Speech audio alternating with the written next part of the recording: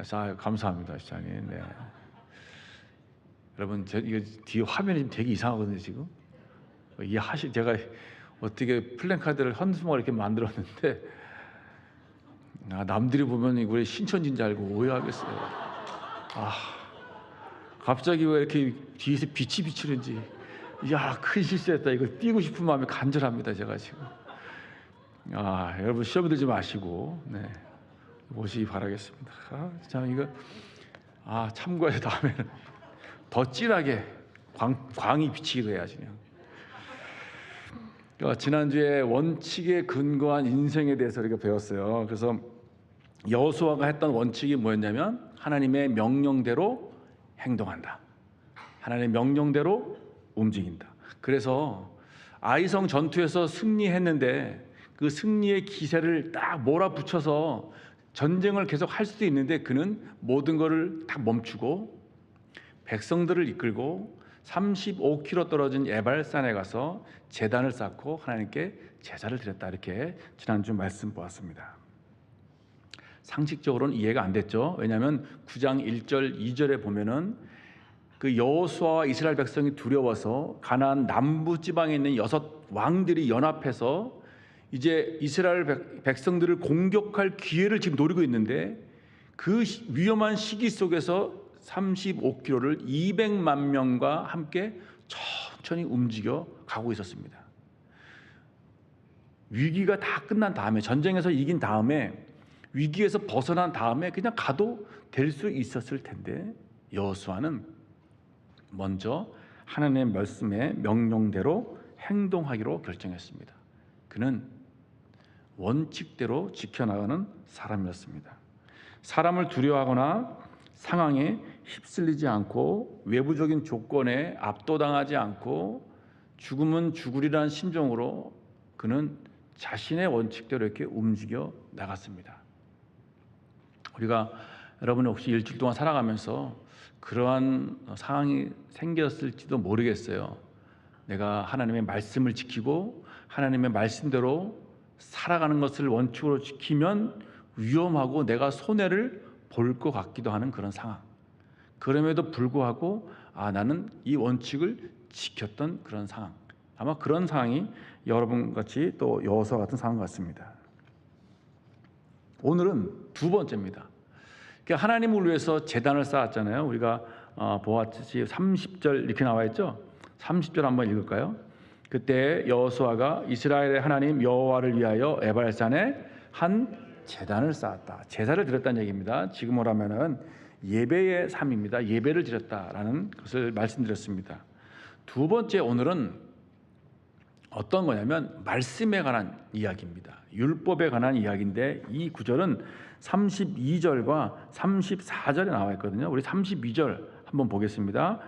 여호수아가 거기서 모세가 기록한 율법을 이스라엘 자손의 목전에서 그 돌에 기록했습니다. 율법을 돌에 기록하는 것. 두 번째는 어떤 이야기냐면 34절 읽겠습니다. 그 후에 율법책에 기록된 모든 것대로 축복과 저주하는 율법의 모든 말씀을 낭독하였습니다. 두 가지죠. 율법을 낭독하고 율법을 기록하는 거였습니다. 여러분, 이것이 왜 중요할까요? 율법을 낭독하고 기록하는 것이 여호수아의 원칙과 무슨 관련이 있을까요? 오늘 그 이야기를 나누고자 합니다. 이것은 우리 이 본문에서 제가 이 본문을 2번 다룰 정도로 저는 중요하게 여기고 있습니다. 왜냐하면 여호수아가 그 안에 새겨진 원칙이 그 출처가 어디냐면 말씀이었습니다. 이 말씀을 기초로 자신의 삶의 원칙이 세워져요. 우리가 여러분 원칙 여러 가지 원칙이 있을 것 같아요. 그런데 그 원칙의 출처가 어딘지 잘 보세요. 세상에서 온 것인지 다른 사람들이 말하는 것인지 잘 보세요. 우리의 원칙은 내 삶의 경험과 성공과 실패, 그리고 내 생각과 깊은 성찰, 책을 통해서, 때로는 멋있는 영화와 감동적인 드라마를 통해서도 나도 저렇게 살아야 되겠다라는 그런 원칙이 생기기도 합니다. 부모님들로부터 이렇게 가훈을 받거나 다른 사람들로부터 이렇게 조언을 들어서 이렇게 살아야 되겠구나라는 원칙을 세우는데, 그 원칙의 소스라든지 자료는 여러분 성경에 기초해야 됩니다. 아무리 좋은 말도 성경에 기초하지 않으면 그 원칙은 잘못된 원칙이고, 잘못된 원칙 하에 여러분이 행동한다면 여러분의 삶이 하나님으로부터 멀어지게 됩니다. 그래서 이 원칙은 철저하게 말씀에 기초해야 됩니다. 그래서 이 여호수아가 오늘 돌의 말씀을, 율법을 기록하고 그 율법을 모든 백성들 앞에서 낭독했다는 것은 자신의 삶의 원칙인 말씀을 다시 한번 각인하고 깨닫고 각성하는 것입니다. 이 말씀을 새기라는 것입니다. 여호수아는 그 말씀이 기준이었어요. 여호수아 1장 7절에 보니까 이렇게, 기억하시죠? 율법을 지켜 행하되 우로나 좌로 치우치지 말라는 거예요. 다시 말하면 이 말씀이 기준이 되라는 거예요.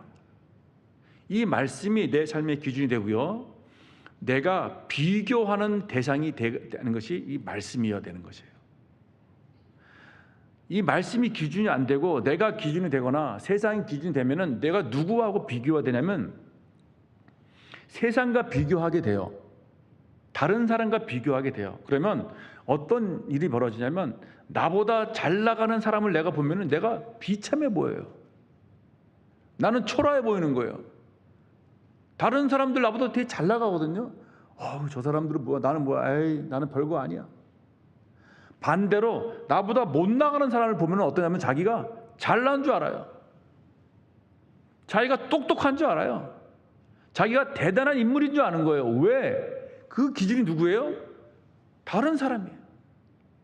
그런데 그 기준을 말씀으로 본다면, 말씀 앞에 나를 딱 놓고 본다면 하나님께서 우리에게 너는 나의 사랑하는 아들이야. 내가 너를 택했어. 네가 어떠한 모습이고 어떠한 지금 사회적 위치를 갖고 있고 어떠한 형편에 있든지 내가 너를 택하고 내가 너를 사랑했다는 그 말씀 앞에 나를 비치면 여러분, 내 자신이 초라하거나 비참해 보이지 않아요. 자꾸 이것을 세상과 비교하기 때문에, 다른 사람과 비교하기 때문에 내가 그렇게 보이는 것뿐이에요. 하나님 말씀 앞에 서면은 교만하지 않아요. 내가 말씀 앞에 딱 서면은 내가 참 죄인이구나. 하나님 말씀 앞에 나를 비치면 하나님 말씀 앞에 의롭게 설 수 있는 사람이 한 명도 없어요. 죄인은 없나니 한 명도 없다. 그래서 우리가 하나님 말씀 앞에 내 자신을 세우고 말씀을 기준과 원칙으로 삼을 때 우리는 진정한 내 자신이 될 수 있습니다. 하나님의 사람이 될 수 있습니다. 여호수아는 지금 이 말씀을 새기고 말씀을 낭독하고 있는 거예요. 자기 자신을 말씀 앞에 비추고 있는 것입니다. 여러분, 그래서 우리 말씀이 원칙이 되어야 되는 거예요. 이 말씀이 원칙이 되고 기준이 되는 사람은 자랑하지 않아요. 이것이 안 되는 사람은 자랑을 많이 해요. 안 될 때가 많아요. 우리가 어떨 때는 말씀 앞에 나를 세우기도 하는데 어떨 때는 자꾸 이렇게 말씀이 아니라 다른 사람과 자꾸 비교하는 충동들이 생겨요. 여러분, 이것은 당연한 거예요. 왜냐하면 우리는 인간이기 때문에. 우리는 로봇가 아니에요. 로봇은 프로그램 돼 있어가지고 감정이 없잖아요. 자기 의지가 없잖아요. 저희 인간은 로봇가 아니기 때문에 각 잘 나가다가도 휙 쓰러지기도 하고, 하나님 앞에 자기 자신을 이렇게 비춰 보다가도 그 옆을 이렇게 힐끗 쳐다보기도 하고, 그것이 우리의 인간이란 것입니다. 그래서 다시 여호수아처럼 우리도 에발산으로 가서 그곳에서 하나님 앞에 제사하면서 돌의 말씀을 기록하고 낭독해야 하는 시간들이 반복돼야 됩니다. 사도 바울은 이렇게 고린도 사람들에게 얘기했어요. 고린도 교인들 사람들이 하도 자랑을 많이 하니까는 사도 바울이 뭐라고 했냐면, 내가 부득불 자랑할진대 내가 약한 것을 자랑하노라. 고린도 교회 사람들은 자신의 지식을 자랑하고 지혜를 자랑하고 방언을 자랑하고 예언의 은사를 자랑하고 병 고침의 은사를 자랑하고 기적과 이적 행하는 능력을 자랑했습니다. 사도 바울은 나는 그리스도를 아는 지식이 가장 고상하기 때문에 그의 모든 것들을 다 배설물로 여기노라. 그 안에는 누가 있냐면 예수 그리스도가 있었습니다. 말씀이 원칙이었고 말씀이 기준이었습니다. 오늘 본문에서 여호수아는 하나님 말씀 앞에 자신을 세우고 있습니다. 이 율법을 돌에 기록하고 백성들 앞에서 낭독하는 것, 이것은 모세가 죽기 전에 여호수아에게 명령한 것입니다. 신명기 27장 우리 지난주에 봤는데, 신명기 27장 2절, 4절, 8절에 보면은 모세가 뭐라고 얘기했냐면, 너는 가나안 땅에 들어가거든 거기에서 큰 돌을 세우고 석회를 바르고 그 위에 율법을 기록하라. 이게 나와 있어요. 여호수아는 지금 그거를 그대로 명령에 순종하고 있는 거예요. 에발산에 가서 거기서 돌 제단을 쌓고 그 돌에 지금 율법을 새기고 있습니다. 그 돌이라 그랬으니까 아마 그 돌은 석회를 바른 돌일 것 같아요. 석회는 고대 이집트에서 성행했던 양식이었거든요. 돌이나 건축물 외벽에 석회를 발라서 이렇게 그림을 그리기도 하고 문자를 남기기도 했습니다. 이스라엘 백성들은 애굽에 있을 당시 아마 그 양식을 배운 것 같아요. 이 율법을 새기는 것, 모세가 왜 이 율법을 새기라 그랬을까? 그것은 율법의 준수 여부는 전쟁의 승리와 패배의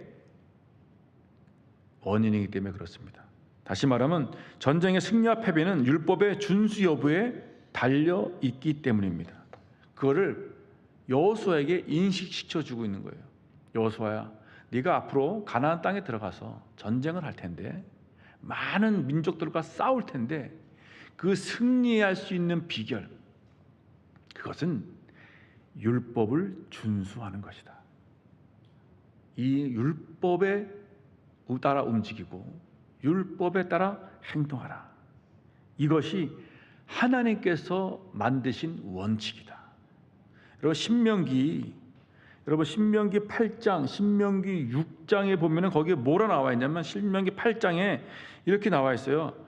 신명기 8장 1절 한번 우리 보시겠어요? 내가 오늘 명하는 모든 명령을 너희는 지켜 행하라. 그리하면 너희가 살고 번성하고 여호와께서 너희 조상들에게 맹세하신 땅에 들어가서 그것을 차지한다는 거예요. 언제? 모든 명령을 지켜 행할 때. 여호수아가 지금 이 가나안 땅 정복을 아직 하지 않은 상태예요. 이 가나안 땅을 정복하고 차지하기 위해서 뭐라는 거예요? 이 명령을 지켜 행하는 것입니다. 그래서 여호수아는 지금 전쟁을 멈추고 전쟁이 계속 이어지기 전에 그는 그 안에서 명령대로 돌을 세우고 거기에 하나님 율법을 기록하고 있습니다. 40년 동안 광야에서 이스라엘 백성을 하나님이 지키셨습니다. 모세는 광야에서 하나님이 먹고 입히시는 것을 다 경험했어요. 하나님 말씀에 순종하면 하나님께서 만나와 메추라기와 마실 물도 다 공급해 주셨고 아말렉과 전쟁에서도 승리하게 하셨습니다. 그 40년을 하나님께서 뭐라고 모세는 얘기하냐면, 여호와께서 40년 동안에 내 의복이 헤어지지 아니하였고 내 발이 부르트지 아니하였다. 그 이유가 뭔지 아느냐? 하나님의 말씀에 순종할 때였다. 하나님의 말씀을 내 삶의 원칙으로 삶고 나갈 때였다. 그래서 신명기 8장에는 5번에 걸쳐서 하나님의 말씀을 지켜라, 율법대로 행하라, 여호와의 명령과 규례를 지켜라, 내 하나님을 기억하라, 내 하나님의 목소리에 청종하라, 이렇게 말이 5번 반복해서 나옵니다. 축복과 관련돼서 나오는 이야기입니다. 여호수아는 지금 에발산에 돌을 세우고 하나님의 율법을 기록하고 있습니다. 그도 알고 있었습니다.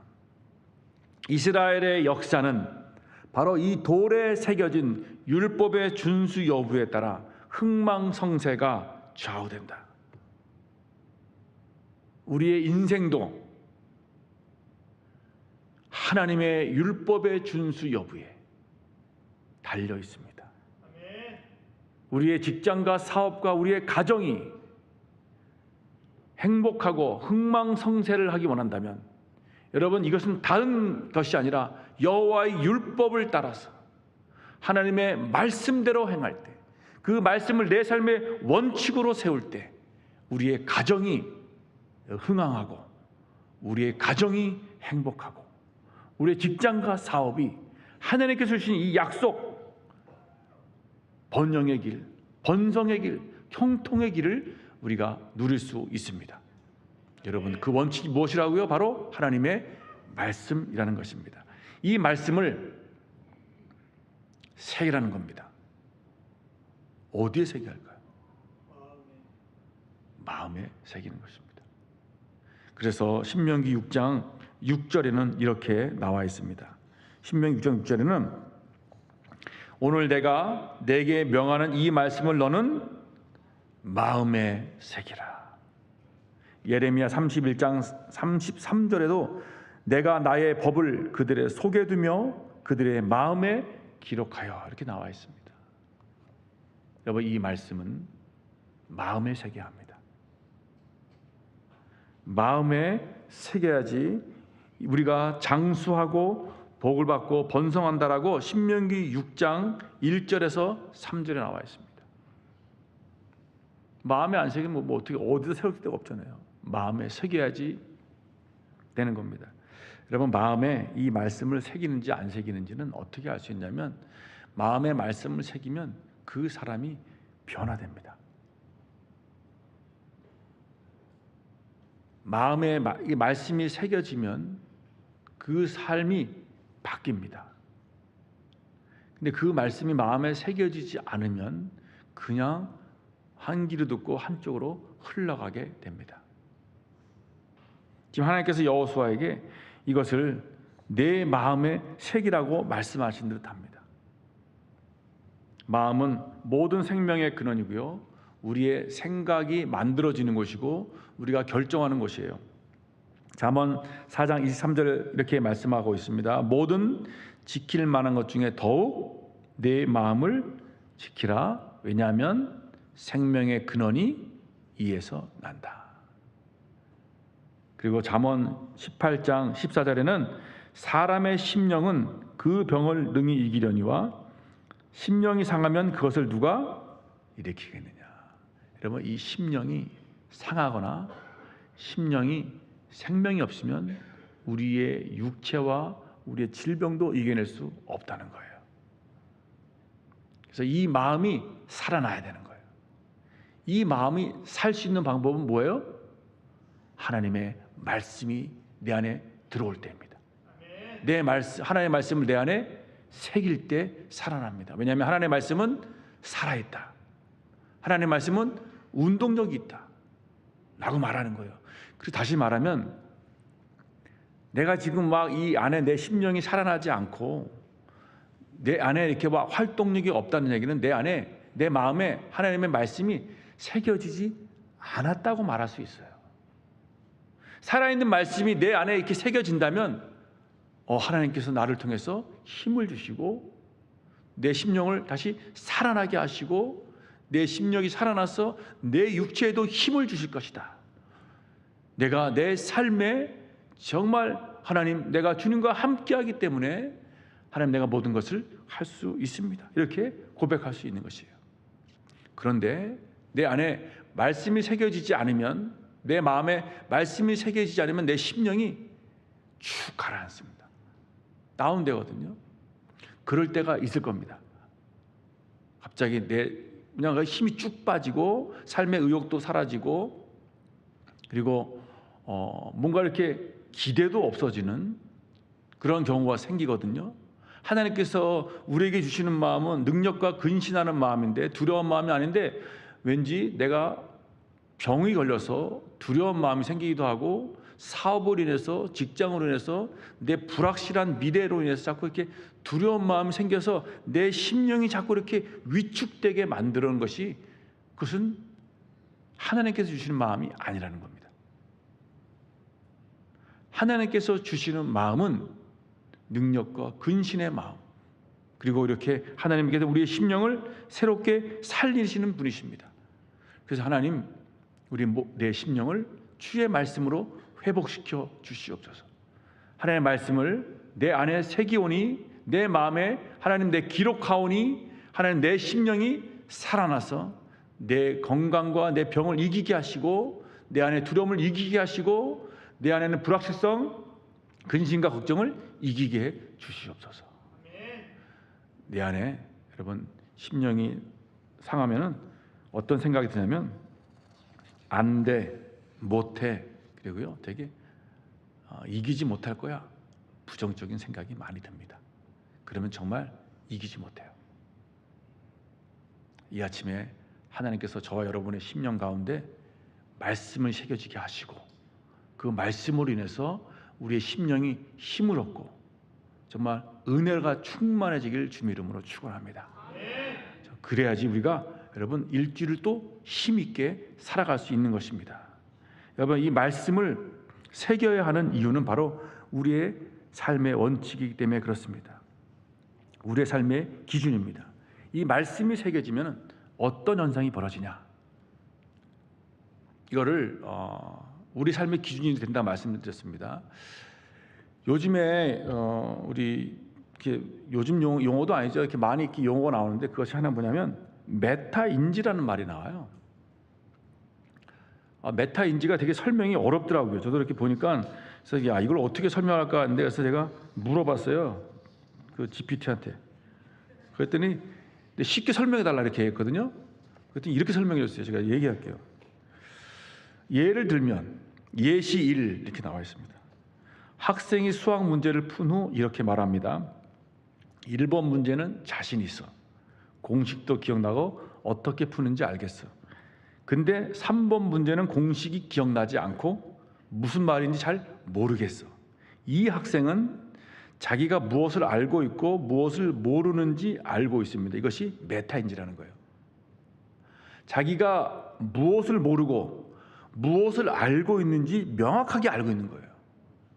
이것이 메타인지고, 그래서 내가 1번 문제를 알고 있으니까 내가 풀 필요 없지. 3번 문제만 좀 더 공부해야 되겠구나. 그래서 이 문제를 스스로 해결해 나갈 수 있는 능력, 이것이 메타인지라고 말을 합니다. 그러니까는 이걸 제가 잘 생각해 보니까 다른 말로 하니까 상황을 잘 파악하고요.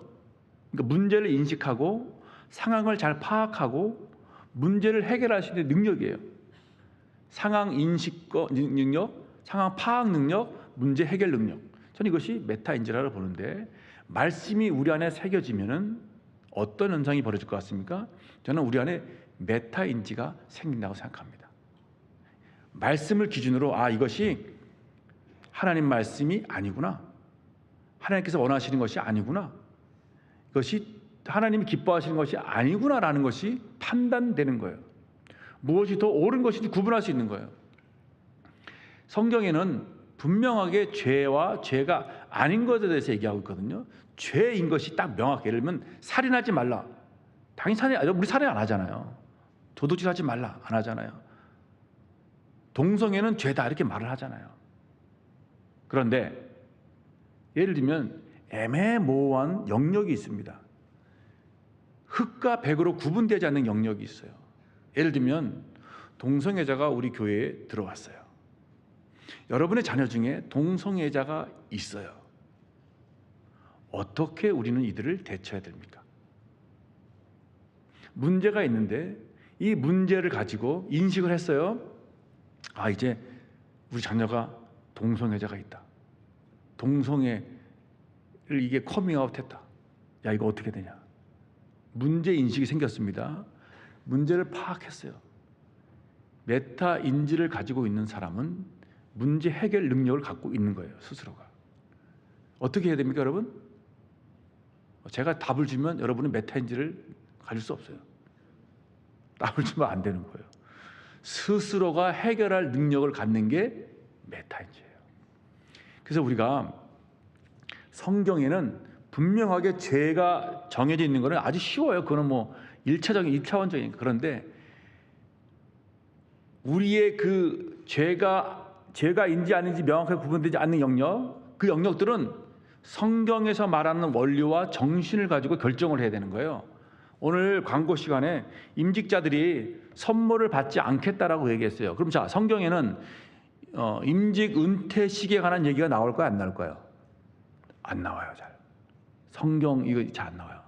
거기에서 너희는 선물을 주어라, 선물을 서로 받지 말라, 여기 나와 있어요? 안 나왔어요. 어떻게 이분들이 그렇게 결정했을까요? 이분들은 53명 이거 선물 주기가 피곤, 이거 되게 힘들겠다. 성도들이 또 이렇게 부담들 내고 서로 주는 것도 힘들다. 문제를 인식했잖아요. 그러면 이거를 어떻게 할까? 문제 해결 능력을 가지고 해결했는데 어떻게 해결하는 거예요? 이것이 교회의 덕이 되자라는 원칙을 기준으로 세웠을 거예요. 어떤 것이 교회의 덕이 되고 성도들에게 유익할까? 이 기준이라는 이 원칙을 가지고 이번에는 그러면 받지 않기로 하자, 이렇게 결정했을 거예요. 여러분, 이것이 문제를 인식하고 해결할 수 있는 능력, 스스로 해결할 수 있는 능력이 메타 인식인데, 이 말씀이 우리 안에 새겨지면 이런 능력들이 생긴다고 저는 믿습니다. 그리고 이 능력들을 누구한테 가르치라고요? 아이들에게 부지런히 가르치라라고 말하고 있습니다. 성경에 보면 우리 신명기 6장 7절 한번 띄워주시겠어요? 이렇게 나와 있습니다. 자, 신명기 6장 7절 한번 읽겠습니다. 내 자녀에게 부지런히 가르치며 일어날 때든지 이 말씀을 강론할 것이며. 자, 내 자녀에게 어떻게 하라고요? 부지런히 가르치라는 거예요. 이 말씀을 아이들에게 가르쳐 줘서요, 아이들이 무엇이 옳고 그른지, 자기의 기준이 뭔지 그거를 마음속에 새기게 하라는 거예요. 그래서 이 아이들이 나중에 이제 커서 이제 졸업을 하고 사회생활을 할 때 밖에서 다른 예수 믿지 않는 사람과 만나서 이야기를 하고 관계를 맺을 때 어떻게 해야 되는지 스스로 상황을 판단하고 문제를 해결할 수 있는 능력을 키워주라는 겁니다. 그래서 주일학교 아이들에게 말씀을 가르치는 것은 마음에 새기는 작업이고, 우리 안에 이 판단 능력을 키워주는 능력, 그 시간인 거예요. 여러분, 말씀을 가르치는 것이 그래서 중요한 겁니다. 이 말씀을 마음에 새기는 작업이 큐티를 한다거나 성경을 읽는다거나 말씀을 듣는다거나 말씀을 듣고 서로 나누는 시간이에요. 이 시간을 통해서 말씀이 새겨지는 거고요. 내가 또 실패를 통해서 말씀대로 못 살았는데 못 사니까 이렇게 되는구나, 실패를 통해서 다시 마음에 새기는 그 작업이 바로 우리의 원칙과 말씀이 기준되는 시간들입니다. 여러분, 이런 시간들을 아이들에게 심어주라는 겁니다. 오늘 어린이 주일이에요. 어린이 주일 장난감 사주고 선물 사주는 거 좋습니다. 아이들이 원하는 거 사줄 수도 있어요. 그러나 더 중요한 거는 아이들의 마음에 말씀이 새겨지게 만드는 것입니다. 여러분, 이것보다 더 큰 선물은 저는 없다 생각해요. 저는 아이들을 말씀으로 이렇게 잘 양육하잖아요. 특별히 말씀을 암송하잖아요. 유태인들은 되게 암송을 중요시 여겨요. 그래서 그 12살 때입니까? 성인식 할 때 암송을 해요. 성경을, 토라를. 그 암송을 가지고 삶의 그 원리와 정신을 적용하는 거거든요. 거기는 다양한 분야에 적용할 수 있어요. 사회, 정치, 경제, 문화, 교육, 여러 분야에 적용할 수 있는 원리들이 성경 안에 있는 거예요. 그거를 배우는 것이 말씀을 마음에 새기는 것이고, 그래야지 우리 안에 메타인지가 생기는 것 같습니다. 여러분, 여호수아는 지금 이 말씀을 새기는 작업을 백성들과 하고 있습니다. 부지런히 가르치라 그래서 낭독하고 있습니다. 200만 명의 사람들을 좌우로 딱 갈라놓고 축복과 저주의 말씀을 선포하고 낭독하고 있습니다. 그리고 돌에 다 율법을 새겨가고 있습니다. 이러한 작업들 여러분 하고 계십니까? 혹시 지금 우리 3040 젊은 우리 부모님들 아이들과 함께 있다면 아이들이 더 크기 전에 말씀을 읽고 같이 나누는 시간들을 가지시기 바랍니다. 이래야지 아이들이 어려서부터 말씀 훈련들을 해나가면서 말씀이 그의 삶이 됩니다. 그것이 아이를 살리는 길이고 이 세상 가운데서 승리할 수 있는 길이고 그의 인생의 흥망성쇠가 여기에 달려 있습니다. 말씀을 원칙대로 사는 그런 삶. 여러분, 부모들이 직장 때문에 바빠요. 그러면 누가 해야 될까요? 할머니, 할아버지가 해야 돼요. 여러분, 손자, 손녀 보시는 분들 계시죠? 보실 때 아이들을 말씀으로 양육해야 됩니다. 그래서 이제 우리 교회가 해야 될 일 중에 하나 뭐냐? 조부모 교육 해야 돼요. 어떻게 손자, 손녀를 신앙으로 말씀을 양육할 것인가에 대한 교육을 교회에서 교육해야 됩니다. 이런 말씀을 우리에게 말씀을 마음에 잘 새기는 우리 가정의 달 어린이 주일 되길 바라겠습니다. 한 말씀 나누고 말씀드리는데요. 여러분, 이제 특별히 이거를 석회를 바른 돌에다가 쓰라 그랬잖아요. 석회는 비가 한번 오거나 시간 지나면 다 지워져요. 저는 이게 보면서 이거 석회가 어차피 지워질 텐데 왜 여기에 바르라 그랬을까? 여기에 쓰라 그랬을까? 석회를 바르는 그 순간은 되게 분명합니다. 깨끗하게 보입니다. 그런데 시간이 지나면 흐리게서 안 보입니다. 여러분, 우리의 신앙과 같아요. 우리가 말씀을 듣고 말씀을 묵상하고 읽을 때는 석회에 쓴 것처럼 분명합니다. 그런데 어떨 때는 그게 희미하게 흐를 때가 있어요. 말씀이 안 보일 때가 있어요.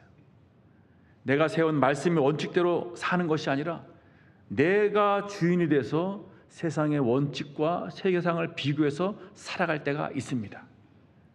그러면 다시 여러분 석회를 바르고 말씀을 새기시기 바랍니다.